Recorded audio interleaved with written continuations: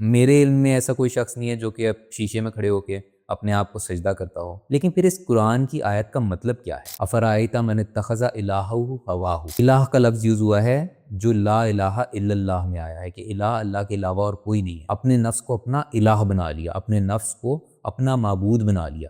تو قرآن میں اگر یہ بات آئی ہے تو اس کا مطلب کیا ہے؟ جب انسان اپنے آپ کو سجدہ نہیں کر رہا تو پھر قرآن یہ بات کیا کر رہا ہے؟ جو سمجھنے کی بات ہے وہ یہ ہے کہ معبود کا لفظ جو ہے وہ بنتا ہے عبادت سے، عبد سے، اور عبد عبادت جو ہے اس کا مطلب ہوتا ہے اطاعت اور محبت۔ آپ عبادت کسی کی جب کرتے ہیں تو آپ اس کی اطاعت کرتے ہیں اور آپ اس کی محبت کرتے ہیں، اس سے محبت کرتے ہیں خالصتاً۔ کچھ تو عبادت کے مظہر بھی ہوتے ہیں، جیسے سجدہ ہے، نماز ہے، وہ عبادت کے مظہر ہیں، لیکن عبادت کا جزوی معنی جو ہے وہ ہے محبت اور اطاعت۔ اب اس ضمن میں اس کو دیکھیں کہ انسان اگر اپنے نفس کی محبت اور اطاعت میں اللہ کی نافرمانی کر رہا ہے، تب اس آیت کا اطلاق اس کے اوپر ہوتا ہے کہ اس نے اپنے نفس کو اپنا الہ بنا لیا، اپنے نفس کو اپنا معبود بنا لیا۔ اور جب آپ کسی اور کو اپنا خدا تسلیم کرتے ہیں اللہ کے علاوہ، تو وہ کیا ہوتا ہے؟ وہ شرک ہوتا ہے۔ اس لیے یہ آیت جو ہے انسان کو یہ بتا رہی ہے کہ جب وہ اپنے نفس کی ہر بات مانتا جائے، اپنے نفس کے ہر حکم پہ کہے بس میں نے یہی ماننا ہے، اللہ کی نافرمانی ہوتی ہے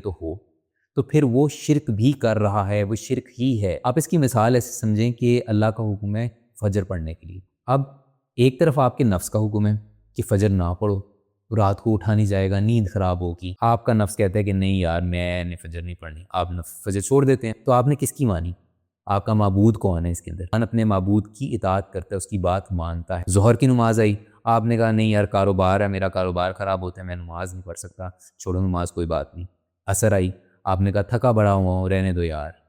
مغرب آئی، آپ نے کہا نہیں پورا دن گزارا ہے، نہیں پڑھی جاتی، عشاء تو بالکل بھی نہیں پڑھی جاتی، سونے کا ٹائم ہو گیا ہے تو اب نہیں پڑھی جانی، یا دوستوں سے ملنے جانا ہے، رشتہ داروں کی طرف جانا ہے تو نہیں پڑھی جاتی۔ تو آپ کیا کر رہے ہیں یہاں پہ؟ آپ اپنے نفس کی مان رہے ہیں، اللہ کے حکم کے خلاف، اللہ کے حکم کی نافرمانی میں اپنے نفس کی مان رہے ہیں۔ تو پھر یہ شرک ہے، اور یہ نفس کی اطاعت ہے، یہ نفس کی عبادت ہے، کیونکہ آپ نفس کو اپنے کبھی سجدہ نہیں کریں گے شیشے میں کھڑے ہو کے، آپ ایسے اپنے نفس کی عبادت کرتے ہیں۔ افرأیت من اتخذ الہہ ہواہ، اس کے اندر مطلب یہ ہے الہ بنا لینے کا کہ آپ اپنے نفس کی بے جا اطاعت کیے جا رہے ہیں، آپ اس کو ہر چیز میں فالو کیے جا رہے ہیں۔ یا گانے سننا حرام ہے، لیکن ہم پھر یہ کہتے ہیں کہ نہیں یار گانے نہیں سنوں گا تو پھر مطلب انجوائے کیسے کروں گا؟ میری انجوائمنٹ کے لیے بھی تو مجھے کچھ چاہیے، بیہودہ گندا میڈیا بھی تو مجھے میری انجوائمنٹ کے لیے چاہیے، اگر وہ نہیں کروں گا پھر انجوائے کیسے کروں گا؟ تو کس کی بات آپ مان رہے ہیں؟ اللہ نے پردے کا حکم دیا تھا لیکن آپ اپنے نفس کی مان رہے ہیں۔ تو پھر آپ کا معبود کون ہے؟ اپنے دل سے پوچھیں کہ آپ کا معبود اس سلسلے میں کون ہے۔ اب ہو سکتا ہے آپ کے دل میں یہ خیال پیدا ہو کہ اس طرح تو ہر گناہ شرک ہے، کیونکہ ہمیشہ ہوتا یہ ہے نا کہ آپ اپنے نفس کی مان کے کوئی گناہ کر دیتے ہیں اور اللہ کی نافرمانی کر دیتے ہیں۔ تو اس میں سمجھنے کی آپ کو ضرورت یہ ہے کہ یہ گناہ تب ہے جب آپ کو اس پہ مداومت ہو، جب آپ یہ بار بار کریں اور علم کے ساتھ کریں۔ آپ ایسے سوچیں کہ فجر کی نماز آپ مہینے میں 30 دن میں سے آپ نے 28 دن پڑھی، 2 دن آپ کا نفس جو ہے آپ پہ حاوی ہو گیا، آپ کو اس نے اٹھنے نہیں دیا، آپ اٹھے لیکن آپ نے کہا نہیں اٹھا جا رہا، نہیں اٹھا جا رہا، آپ سو گئے دوبارہ سے۔ یہ 2 دن یہ گناہ ہے، یہ شرک میں نہیں شامل ہوگا۔